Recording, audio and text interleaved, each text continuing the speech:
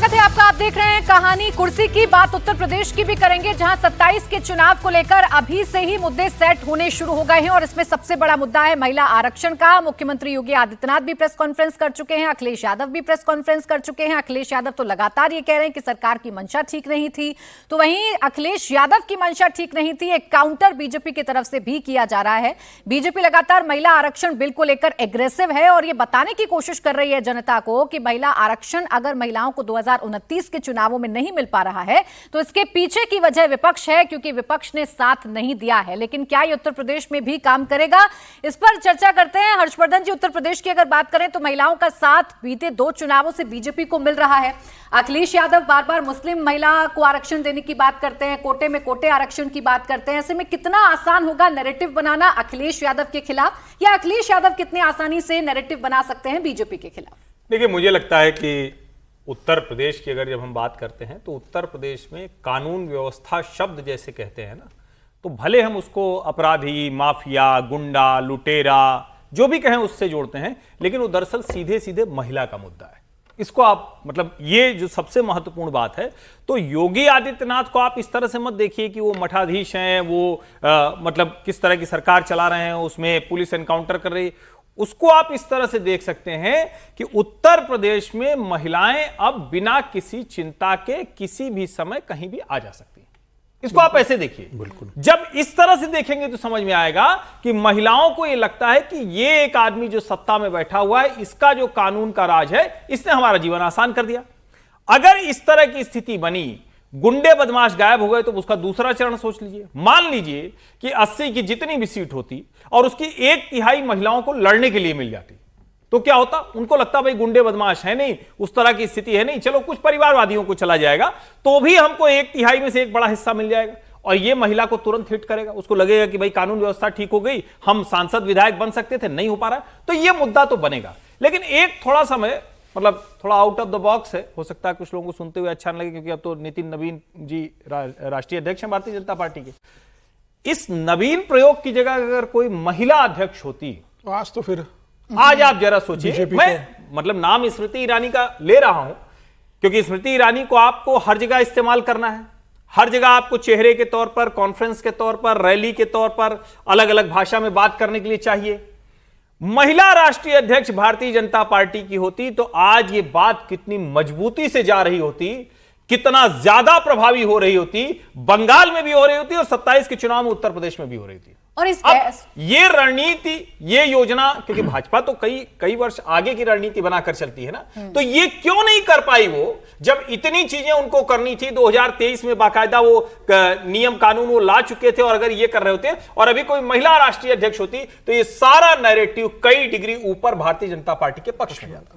भाई, स्मृति ईरानी का आपने जिक्र किया, उनके बीच में और अखिलेश यादव के बीच में जो जुबानी जंग चल रही है वो भी मैं आपको बताऊंगी, लेकिन उससे पहले अखिलेश यादव की अगर सिर्फ यहां पर चर्चा कर ले विजय जी, तो उस पूरे बहस में अखिलेश यादव ने जितनी भी बातें कही हैं, उनकी जो वोट बैंक वाली नीति है या उनकी जो राजनीति है, वो पूरी तरीके से एक्सपोज हुई है ना। डिलिमिटेशन की बात करते करते आप अपने मुस्लिम वोट बैंक को साधने की कोशिश करते नजर आए, आप कोटे में कोटे की बात करते नजर आए, आप जो जाति वाली पॉलिटिक्स करते हैं आप वो करते हुए नजर आए। तो कहीं ना कहीं वो भी एक मैसेज उनके खिलाफ गया है कि आपको अभी भी यहां मुसलमान ही नजर आ रहा है जब बात पूरी महिलाओं की हो रही है। तो आपकी बात 80% ठीक है कि वो जाति की बात कर रहे हैं, मुसलमानों की बात कर रहे हैं, ओबीसी की बात कर रहे हैं, जिसकी भी बात कर रहे हैं, लेकिन ये उनके खिलाफ जाएगा, ये इससे सहमत नहीं हूँ। अगर खिलाफ जाता तो वो ये बात नहीं करते। वो एक्चुअली अपनी कॉन्स्टिट्यूंसी को एड्रेस कर रहे हैं। उनकी कॉन्स्टिट्यूंसी वही है, उनका वोटर ही वही है, मुस्लिम वोटर है, यादव वोटर है, पिछड़ा वोटर है, उसको वो एड्रेस करके लड़ाई उनकी वहां पर है। मतलब इस बात से मैं सहमत हूँ, वो ये सब कर रहे हैं, वो अपनी पॉलिटिक्स कर रहे हैं, लेकिन वो उनके खिलाफ नहीं जाने वाला है। कितना साथ देगा कि नहीं जाएगा, वो अपनी कॉन्स्टिट्यूंसी को एड्रेस कर रहे हैं और उन्हें समझ में आता है कि उनके लिए खड़ा होना ही सबसे जरूरी है। बल्कि वो सोच रहे होंगे कि 2023 में जो उन्होंने गलती की एक तरह से कि महिला आरक्षण बिल को लेकर, जो काम मुलायम सिंह जी ने नहीं किया, जो काम शरद यादव ने नहीं किया, वो काम अखिलेश जी ने कर दिया था कि एक बिल को बिना रिजर्वेशन के पास करवा दिया था। उस गलती को वो दुरुस्त कर रहे हैं, अपनी पॉलिटिकल गलती को, अपने वोटर के लिए। मैं उसका सर्टिफिकेट ये नहीं कह रहा कि वो पॉलिटिकल गलती थी, उनकी जो कॉन्स्टिट्यूएंसी है उसको वो बता रहे हैं कि भाई हम आपके साथ खड़े। इसलिए वो उनके खिलाफ कितना जाएगा, क्योंकि जो जनरल है वो उनको न चिंता है, ना उनको ज़रूरत है, वो अपना वोट बैंक को, अपनी कॉन्स्टिट्यूंसी को एक साथ रखना चाहते हैं, एक ब्लॉक में रखना चाहते हैं, और वो एक्सरसाइज वो कर रहे हैं। ठीक है, और इसीलिए शायद उनको चुनौती भी मिल रही है। देखिए, जब वो संबोधन कर रहे थे लोकसभा के अंदर, तो स्मृति ईरानी का उन्होंने बिना नाम लिए जिक्र कर दिया था और स्मृति ईरानी ने उस पर काउंटर भी किया। अखिलेश यादव ने संसद में स्मृति ईरानी पर तंज कसा था, कहा था सास बहू वाली तो हार गई। अब स्मृति ईरानी की तरफ से अखिलेश यादव को एक चैलेंज दिया गया है। वो चैलेंज क्या है, सुनिए। बहुत आसान है पैतृक सीट से चुनाव लड़ना। मुझ जैसी औरत ने जो कामकाजी है, किसी और के गढ़ में जाकर परचम गाड़ा है और कांग्रेस के राष्ट्रीय अध्यक्ष को हराया है। तो अगर इतना ही दमखम रखते हैं तो पैतृक सीट छोड़ के गोरखपुर से लड़के दिखाएं।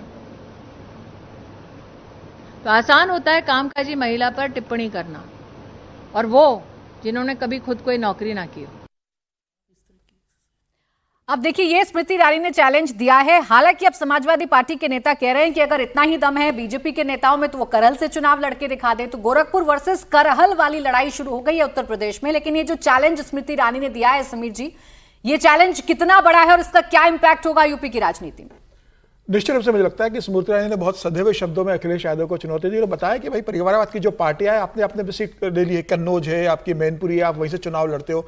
आप नहीं लड़ोगे, आपकी पत्नी लड़ेगी, आपका भतीजा लड़ेगा, आपका भांजा परिवार का सदस्य लड़ेगा, और परिवारवाद की पार्टी है ये। तो स्मृति ईरानी ने कहा कि भाई मैं तो कामकाजी महिला हूं, मैं अमेठी में जाकर राहुल गांधी को हरा सकती हूँ। ठीक है, मैं पिछला चुनाव हार गई हूँ। तो मुझे लगता है कि अखिलेश यादव को उन्होंने पलटवार किया था, लेकिन गोरखपुर तो भारतीय जनता पार्टी हार भी चुकी है। योगी के सीएम रहते भी 2000 उपचुनाव हुआ था, उसमें गोरखपुर सीट हारी है बीजेपी। तो ऐसा नहीं कि वहां से कोई चुनाव नहीं आ सकता, लेकिन निश्चित रूप से ये अखिलेश के लिए चुनौती होगी। और अब 2027 का जिस तरीके से आ रहा है, भारतीय जनता पार्टी का जिस तरीके से काम है, योगी आदित्यनाथ का जिस तरीके से महिलाओं के अंदर उन्होंने जो काम किया है, इसके अलावा जो इनके लॉ एंड ऑर्डर की स्थिति है कि महिलाएं उसे बहुत पसंद करती है, ऐसी स्थिति में अखिलेश यादव के साथ 2024 के लोकसभा चुनाव में पीडीए अखिलेश यादव को चल गया था, लेकिन उसके उपचुनाव में आप देखेंगे तो पीडीए बहुत काम नहीं किया। तो अखिलेश यादव के सामने दोहरी चुनौती है, अपने पीडीए को बचाकर रखना, अपना मुस्लिम वोट बैंक तो आपके साथ है, यादव वोट बैंक भी बचाकर रखना। तो मुझे लग रहा है कि अखिलेश के सामने बहुत चुनौती बड़ी होने वाली है, क्योंकि प्रधानमंत्री मोदी भी खुद बनारस से सांसद है। योगी आदित्यनाथ का जो कार्यकाल रहा है, जिस तरीके से 2017 से 10 साल में योगी ने जो उत्तर प्रदेश के अंदर कायाकल्प किया है, चाहे वो उद्योग का हो, लॉ एंड ऑर्डर का हो, तमाम भ्रष्टाचार खत्म करने की बात हो, तमाम माफिया को खत्म करने की बात हो, तो मुझे लगता है कि सरकार के खिलाफ कहने के लिए योगी आदित्यनाथ के खिलाफ कहने के लिए अखिलेश यादव के पास बहुत कुछ नहीं होगा। अखिलेश यादव इसलिए अपने कोर वोटर को कहते हैं कि भाई महिलाएं के लिए, मुसलमान महिलाओं की जिक्र करते हैं, वो पीडीए का जिक्र करते हैं। अखिलेश यादव के लिए चुनौती बड़ी है। भारतीय जनता पार्टी बहुत मजबूत उत्तर प्रदेश के अंदर है, और मोदी और योगी है, तो फिर अखिलेश यादव के लिए उत्तर प्रदेश कितना मुश्किल होगा ये दिख जाता है। एक छोटा सा, चूंकि ये चर्चा खूब चल रही है सोशल मीडिया पर, ये बज है जो गोरखपुर और करहल वाला है, तो सिर्फ तथ्य के तौर पर कन्नौज से डिंपल यादव सुब्रत पाठक से हार चुकी 2019। मैं वही कहता हूं, मुलायम सिंह की बहू हार गई, मुलायम सिंह की बहू हार गई। और इतना ही नहीं, जैसे कहा जाता है कि मैनपुरी तो पूरब का मैनपुरी है आजमगढ़। आजमगढ़ में 2019 में अखिलेश यादव जीते, दिनेश लाल यादव निरहुआ को हरा के, लेकिन 2022 के उपचुनाव में जो अखिलेश यादव के ही भाई हैं, चचेरे भाई हैं, जो भतीजे हैं मुलायम सिंह यादव के, धर्मेंद्र यादव, उनको हराया दिनेश लाल यादव निरहुआ ने। तो ये कहना कि आके यहां से लड़िए, तो चुनाव मुलायम सिंह यादव जी का परिवार कहां से हार चुका है उसका जानना जरूरी है, कन्नौज और आजमगढ़। नहीं, चुनाव हारना जीतना बहुत महत्वपूर्ण नहीं है, क्योंकि चुनाव तो हारे जीते जाते ही हैं, हमेशा कोई हारता है कोई जीतता है। लेकिन मैं ये याद कर रहा था, हर्ष जी ने अच्छा याद दिला दिया कि वो तो सास बहू वाली बहू थी, और सास थी, क्या नाम है इनका, स्मृति जी, जो एक कन्वेंशनल फैमिली से नहीं आई थी। उन्होंने लड़ाई भी लड़ी, हार भी गई, जीत भी गई, लेकिन वो तो मुलायम सिंह की बहू है, और वो गढ़ से हारी, अपने गढ़ से हारी। तो इसलिए, लेकिन उसका कोई मायने नहीं है, क्योंकि चुनाव ये टिप्पणी नहीं होनी चाहिए। स्मृति ईरानी ने जो कुछ भी किया है, किसी के बूते थोड़ी ना किया है। आप अगर किसी, और ये मैं देखता हूं, हारना जीतना जो है ना, आप किसी पुरुष के लिए इस तरह से बात नहीं करते हैं, महिला के लिए बात करते हैं कि वो कैसे यहां पहुंच गई, तो पुरुष कैसे यहां पहुंच गया, उसके काम को बीच में लेकर आते हैं और ऐसा कमेंट लोकसभा के अंदर करते हैं, और इससे सधे हुए शब्दों में शायद जवाब मिल सकता जैसे था। भी जिक्र किया गया कि हर्ष जी ने बहुत अच्छे से बात की कि यदि भारतीय जनता पार्टी इस समय किसी महिला राष्ट्रीय अध्यक्ष को बनाती तो एक नैरेटिव बनाने में ज़्यादा मदद मिलती। जो अभी सवाल खड़े कर रहे हैं ममता जी भी या और पार्टी भी, बीजेपी ने राष्ट्रीय अध्यक्ष महिला नहीं बनाया। स्मृति जी की भी चर्चा हुई, स्मृति जी की चर्चा इसलिए होती क्योंकि वो बहुत वोकल और ताकतवर नेता है। हालांकि मुझे बहुत कम संभावनाएं स्मृति जी की लगती हैं, लेकिन भारतीय अभी भी जनता महिला पार्टी ऐसे नेता को बर्दाश्त करे जो अपने तरीके से सोचता हो, जो अपने तरीके से लड़ाई लड़ता हो। उनको ऐसे ही राष्ट्रीय अध्यक्ष की अभी देखा मैंने, योगी जी की प्रेस कॉन्फ्रेंस थी आज सुबह वाली, जिसका आप चर्चा कर रहे थे, उसमें जो एनडीए का बैनर लगा था उसमें राष्ट्रीय अध्यक्ष की फोटो नहीं थी। पार्टी यही भूल गई। तो उनको ऐसे ही अध्यक्ष चाहिए जिनको भूल भी जाए तो कोई बात नहीं है। तो स्मृति को अध्यक्ष बनाना थोड़ा सा महंगा काम है पार्टी। लेकिन अभी देखिए जिस तरीके से महिला आरक्षण पर स्मृति ईरानी सामने है और एग्रेसिवली बात कर रही हैं और इतने सधे शब्दों में, जैसा मैं कह रही थी संगीत जी, इतने सधे शब्दों में शायद जवाब दिया ही जा सकता था जो उन पे कमेंट किया गया। सास बहू वाले उनके प्रोफेशन को आप लेकर आते हैं, उन पर कमेंट करते हैं, उनके हार पर कमेंट करते हैं, तो वो भी एक चैलेंज दे देते हैं कि आइए लड़ लीजिए गोरखपुर से। देखिए, अखिलेश यादव ने जो स्मृति ईरानी के लिए बोला वो निहायत ही घटिया जिसे कहा जा सकता है, वो निहायत ही घटिया था, बेवजह था, कोई कारण नहीं बनता है। अखिलेश यादव जहाँ पर हैं वो उनके परिवार से आया है। स्मृति ईरानी जहाँ पर हैं वो अपने संघर्षों और अपनी तेजस्विता के बदौलत वहाँ पर खड़ी हैं। मुझे नहीं मालूम है कि मैंने कभी भी अखिलेश यादव को बिना कुंजी लिए हुए पढ़ते हुए बोलते हुए सुना है। जब तक उनके पास नोट्स नहीं होते, आज भी जब वो प्रेस कॉन्फ्रेंस में बात कर रहे थे तो वो पढ़ रहे थे, बिना देखे हुए, नोट्स देखे हुए वो पढ़ ही नहीं सकते। नोट्स तो बहुत है उनकी बुद्धि उतनी ही तक है। मैंने कहा ना कि वो मुलायम सिंह के बेटे हैं, इसमें कोई दो राय नहीं है कि उन्होंने अच्छी राजनीति की और 2024 में उन्होंने दिखाया करके भी अच्छी राजनीति किया।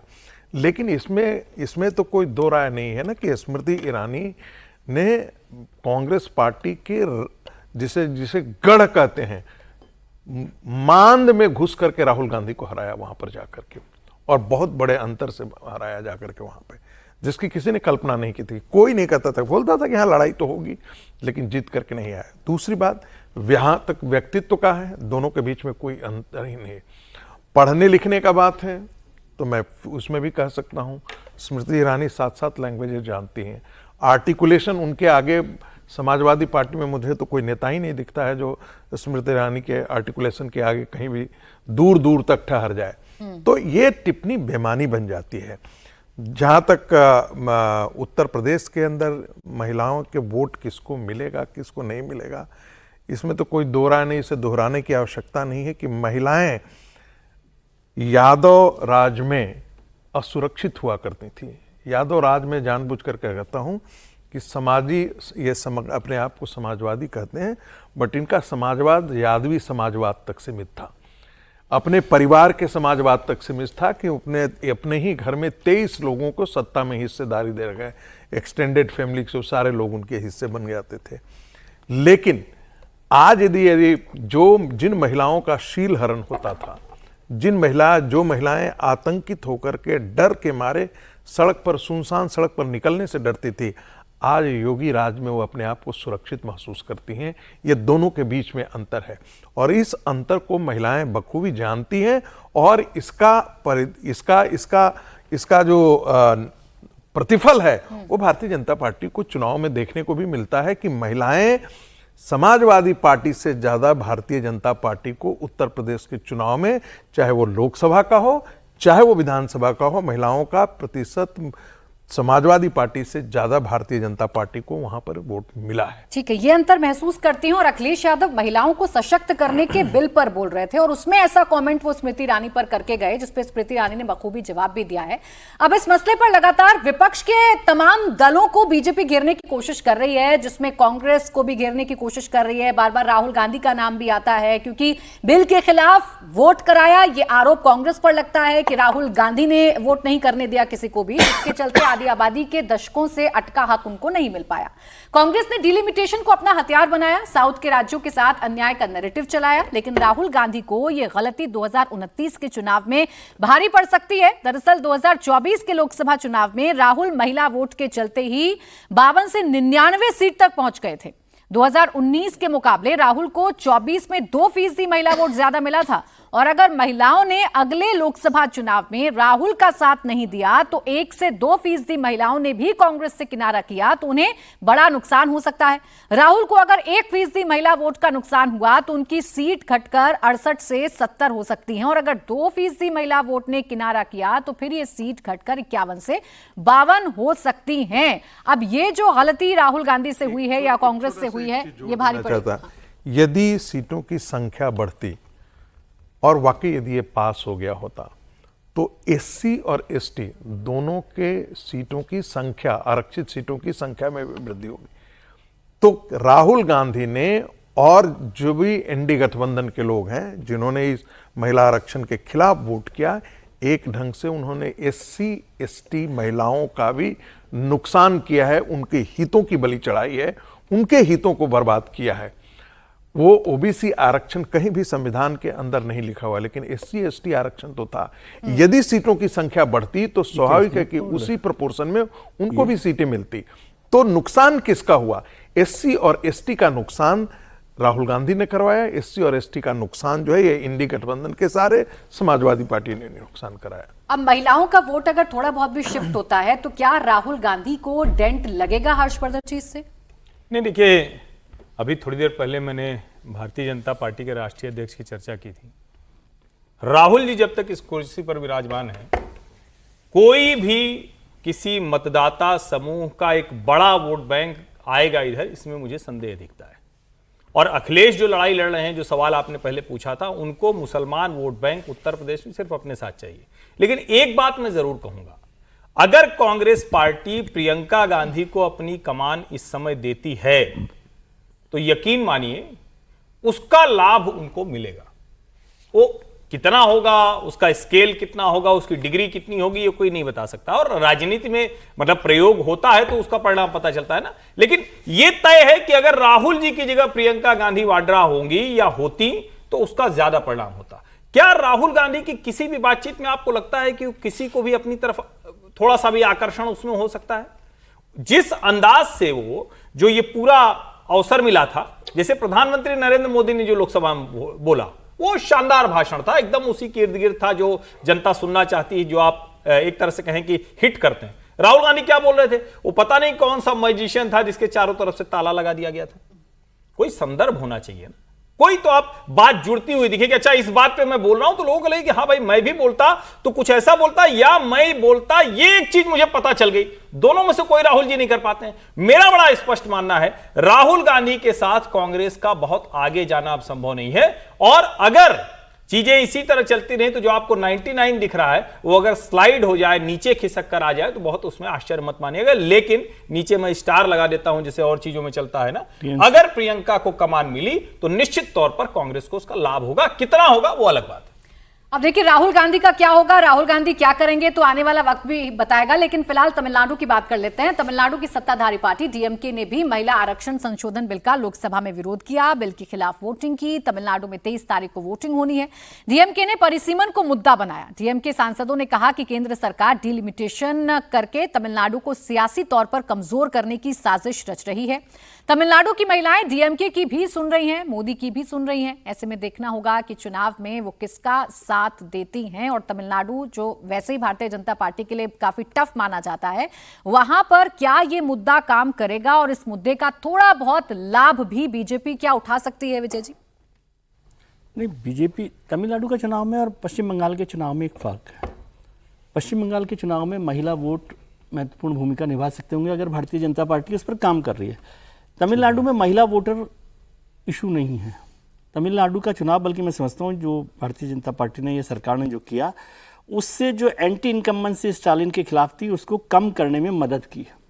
और स्टालिन अब ये चुनाव द्रविडियन राजनीति, द्रविड़ अस्मिता और तमिलनाडु की अस्मिता पर लड़ रहे हैं और उसमें भारतीय जनता पार्टी को उनसे लड़ना मुश्किल होगा। यहाँ पर तमिलनाडु का पूरा चुनाव उन्होंने महिला बनाम पुरुष को छोड़ ही दिया। उन्होंने द्रविड़ अस्मिता पर कर दिया है और वो लड़ाई उनके लिए ज़्यादा आसान हो गई है इस चुनाव में, मुझे लगता है। शायद वो एंटी इनकम्बेंसी बात थी वहाँ पर स्टालिन के खिलाफ। यदि वो एक चीज़ जोड़ देना चाहता हूँ, जिस फॉर्मूले को लेकर के भारतीय जनता पार्टी या सरकार बात कर रही थी कि 50% हम बढ़ा देते हैं सीट, तो अभी जो तमिलनाडु का रिप्रेजेंटेशन है पूरे 543 के अंदर 7.18% है। यदि सीटों की संख्या बढ़ जाती, 50% की वृद्धि हो जाती तो 7.23 हो जाती। तो जो ये बात कहा जाता था कि रिलेटिव लॉस होता, वो एक मेरे पास आंकड़ा है जिसमें तमिलनाडु, यदि कर्नाटक है तो अभी उसका रिप्रेजेंटेशन 5.15% है, बढ़ती तो 5.14 होती। दूसरा जो है आंध्र प्रदेश में 4.6 है, यदि बढ़ती तो 4.65 होती।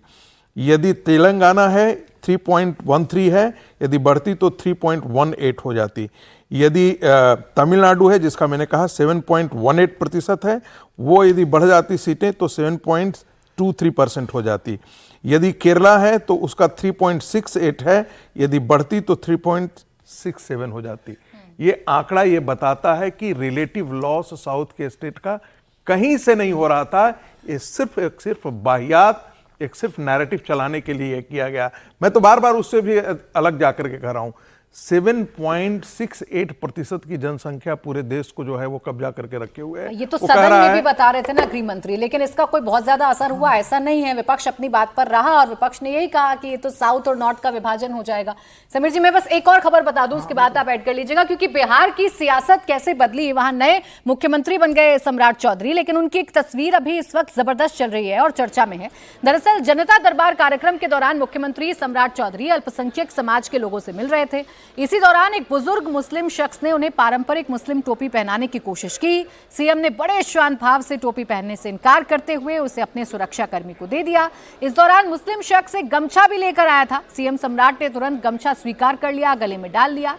ये तस्वीर बिहार की सियासत में चर्चा का विषय बन गई है। टोपी पहनना और टोपी ना पहनना हमेशा चर्चा का विषय रहती है, और एक बार फिर से सम्राट चौधरी को टोपी पहनाने की कोशिश की गई, लेकिन सम्राट चौधरी ने बड़े आदर भाव से उस टोपी को नहीं पहना, लेकिन जो गमछा ये मुस्लिम बुजुर्ग लेकर आए थे उसे जरूर अपने गले में डाल लिया। अब इस तस्वीर को अलग अलग तरीके से समीर जी घुमाया जा रहा है। आरजेडी अपने तरीके से फायदा उठाने की कोशिश कर रही है, लेकिन जो एक हिंदुत्व वाला फेस है वो बिहार में फिर से दिख रहा है। देखिए, नेता हमेशा अपने बड़े नेता का अनुसरण करता है। प्रधानमंत्री नरेंद्र मोदी ने भी गुजरात के रहते समय टोपी नहीं पहनी थी, और वो भारतीय जनता पार्टी के मुख्यमंत्री, और भारतीय जनता पार्टी तो हिंदुत्व की राजनीति करने के लिए जानी जाती है। वो बात अलग है कि मुख्यमंत्री टोपी नहीं पहने, लेकिन बाद में कितने लोगों को किस तरीके से टोपी पहना है अपने राजनीतिक जीवन में, चाहे वो पार्टी के लोग हो, सहयोगी दल हो या जनता हो, वो अलग बात होती है। लेकिन मुझे लगता है कि ये तो अब मैसेज देना पड़ेगा ना। आरजेडी जब मुसलमानों की राजनीति पूरी तरीके से करती है, नीतीश कुमार सेकुलर राजनीति करते रहे, यही वो नीतीश कुमार है जो सेकुलर की राजनीति करते रहे। 2014 में जब प्रधानमंत्री मोदी को चुनाव बिहार का प्रमुख बनाया, नीतीश कुमार एनडीए से बाहर हो गए थे इसी बात को लेकर, क्योंकि उन्हें अपने मुस्लिम वोट की चिंता थी। अब बिहार की राजनीति में पानी बहुत, गंगा से बहुत पानी बह गया है। अब भारतीय जनता पार्टी का मुख्यमंत्री है तो वो तो हिंदुत्व की राजनीति की बात करेगा, और यही बिहार है जहां के एक भारतीय जनता पार्टी के सांसद कहते हैं कि भाई मैं यादव को काम नहीं करूंगा, इन्होंने मुझे वोट नहीं दिया था, मैं इन लोगों के काम नहीं करूंगा। तो मुझे लग रहा है कि निश्चित रूप से भारतीय जनता पार्टी के मुख्यमंत्री ये हिंदुत्व की जो राजनीति है जो बताने का, उसको बताने की कोशिश कर रहे हैं कि भाई अब यहाँ भारतीय जनता पार्टी की सरकार है, हिंदुत्व की सरकार है, तो उन्होंने वो संदेश देने की कोशिश की। इसमें कुछ भी मुझे लगता है आश्चर्यजनक वाली बात नहीं है। दूसरी बात अगर देखी जाए, अभी जो सनातन की एक टोपी डाटा की बात हो रही थी कि भाई इतनी सीटें अगर बढ़ जाती है और महिलाएं, तो क्या महिलाएं एक इकट्ठा होकर वोटिंग करती है? अगर ऐसे ही महिलाएं लॉ एंड ऑर्डर के लिए वोटिंग करती तो भारतीय जनता पार्टी उत्तर प्रदेश में 33 सीटों पे आकर सिमट नहीं जाती। योगी का काम जाति के आधार पर वोट होता है। अखिलेश यादव का पीडीए चला, महिलाएं जब वोटर करने जाती है, पुलिस का भी एक वर्ग वोटिंग करने जाता है, तो जाति एक बड़ा होता है। भारतीय पार्टी भी टिकट जाति के आधार पर देती है, और महिलाएं पुरुष भी वोटिंग जाति के आधार पर करते हैं। तब महिला और पुरुषों को ध्यान नहीं आता कि भैया महिला आरक्षण बिल पास होता तो हमारी सीटें बढ़ जाती। वोटिंग के समय उन्हें जाति में ध्यान आती है। तो यह मान लेना कि विपक्ष ने यह बिल गिरा दिया तो कांग्रेस 99 से 50 पे आ जाएगी और भारतीय जनता पार्टी 240 से 440 पे चली जाएगी, ये सिर्फ कागजों में और डिस्कशन के लिए ठीक है। कोशिश की जा रही है, एक नैरेटिव बनाया जा रहा है, कोशिश की जा रही है कि किसको फायदा हो। सर मुझे एक ब्रेक लेना है। एक चीज जरूर है, सम्राट चौधरी को कहते हैं एक सनातन टोपी भी रखनी चाहिए। जो मौलाना साहब आए उनकी टोपी पहन ले और अपनी वाली टोपी उन पर भी चढ़ा।